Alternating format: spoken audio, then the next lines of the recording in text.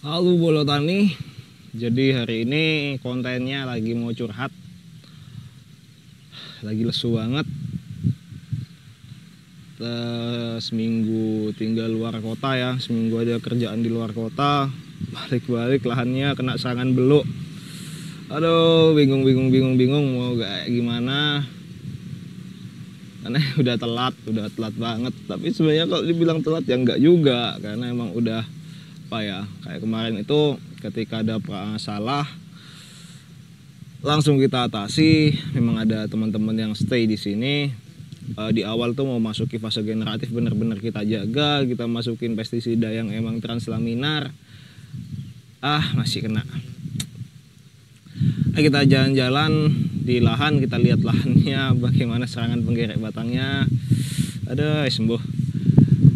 Yuk kita jalan-jalan yuk.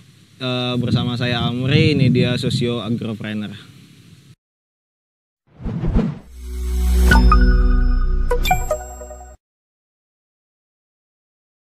Pagi ini saya ada di lahan yang udah tak tinggal 1 minggu untuk pekerjaan di luar kota. Kok ternyata balik-balik ternyata kena serangan beluk Bolo Tani.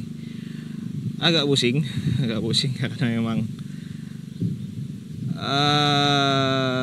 tidak seharusnya, karena memang perawatannya udah optimal banget. Bahkan kemarin ketika kita lihat ada serangan penggerek batang, langsung kita spray dan mati penggerek batangnya.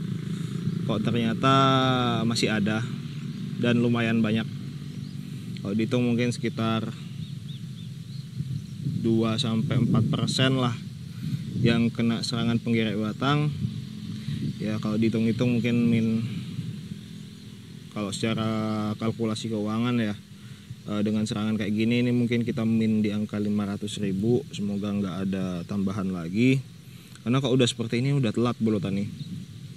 Tapi diomong ini udah telat, ketika memasuki fase generatif itu udah bener-bener kita jaga dari penggerek batang. Itu kemarin kan udah saya posting bahwasanya ini udah masuk Chlorantraniliprol dengan merek dagang Prevaton. Terus juga ketika memang kayak metomil dan lain-lain tuh emang masuk. Ketika kita lihat ada penggerek batang, ada ini yang kelihatan banget, itu kita tetap masuk. Terus ketika untuk translaminarnya yang bisa nembus itu kita pakai Chlorantraniliprol itu. Entah kenapa kok ya masih kena. Kalau dari dugaan itu karena lahan yang di sebelah sana, itu ada yang namanya tanaman ini rumput gajah. Jadi kemarin itu pada fase vegetatif di lahan yang sebelah itu yang lagi di spray itu banyak banget penggerek batangnya. Terus oke lah, nggak masalah ketika di fase vegetatif itu 3 hari sekali kita spray.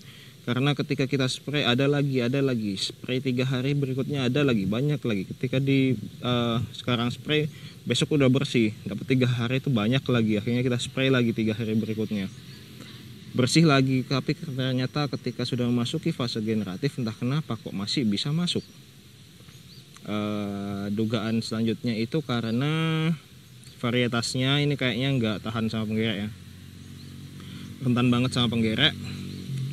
Tapi ya sudah, mau dikata apa lagi, karena kita udah perawatan optimal, kita udah cek, tapi ternyata kok masih seperti ini. Ya Allahu a'lam bithoriq.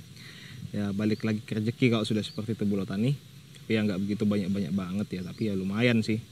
Itu kita lagi spray masuk fungi lagi, biar aman pengisian bulir sampai akhir, bisa sampai pangkal. Jadi sisa-sisa yang bermasalah ini kita optimalkan, semoga masih panennya lumayan.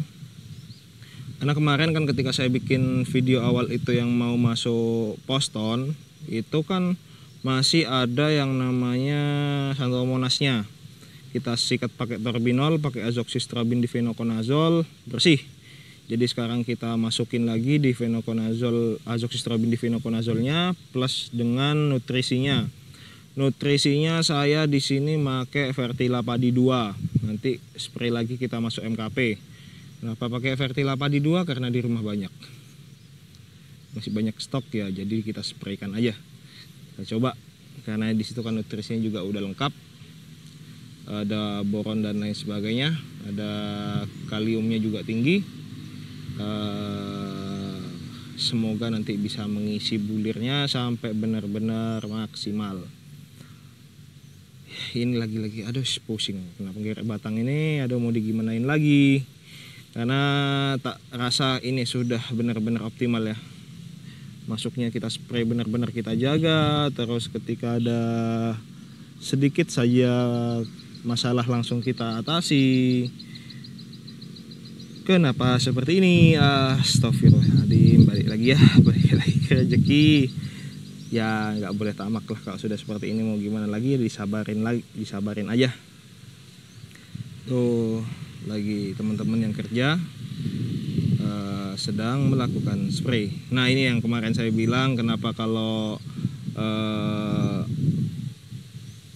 penanganan dari keong kalau bisa jangan dispray tapi dikasih saringan di pintu masuk. Kan kalau udah kayak gini kan nggak kelihatan ke bawah. Nah kalau banyak keong di situ, banyak cangkang keong kan dia kasihan, bisa-bisa luka ke kaki. Tajam loh itu, bener-bener tajam. Bener-bener tajam untuk dari si keongnya itu. Nah ini kita maksimalkan lagi, semoga masih bisa panen. Ini di luas lahan 0,6. Harapannya semoga bisa menyentuh angka 6 ton. 0,6 hektar, semoga bisa nyentuh angka 6 ton. Kalau nanti bisa di angka 6 ton, maka di panen selanjutnya ini saya rencanakan untuk bisa panen di angka 10 ton. Dengan teknik-teknik baru yang nanti bisa saya masukkan di sini. Karena ini sebenarnya uji tanah ya, karena lahannya juga baru dapat. Jadi dengan seperti ini pun saya udah ada evaluasi untuk kedepannya saya harus seperti apa. Karena kan di sini saya nggak cek lab untuk tanah dan lain sebagainya ya. Jadi ini evaluasi dari awal tuh, evaluasinya yang masalah itu di di rumput, terus penanganan rumput, penanganan penggerek, Santomonas, terus lain-lainnya itu werang itu nggak ada, bersih, ada werang. Terus kalau dari walang sangit ini juga bersih, nggak ada. Ini bahkan belum di spray juga udah nggak ada walang sangit ya. Jadi evaluasinya di situ. Sama di varietas nanti kita coba selanjutnya ini Inpari 45 Dirgahayu. Karena untuk panjang malainya tuh jauh lebih panjang dibanding Cierang. Kenapa saya di sini kemarin tanam Cierang? Karena emang hanya untuk trial lahan. Mungkin itu dulu update dari lahan saya. Semoga bisa masukanlah buat bolo-bolo tani. Ini kalau ada masukan buat saya bisa komen ya, bisa komen di bawah. Ini harus kayak gimana? Juga kita udah benar-benar optimal. Ya, Allahu a'lam. Oke bolo tani, thank you udah ngikutin kegiatan hari ini, kegiatan spray. Semoga ini menjadi ilmu yang manfaat buat bolo tani. Salam sukses dari Socio Agropreneur.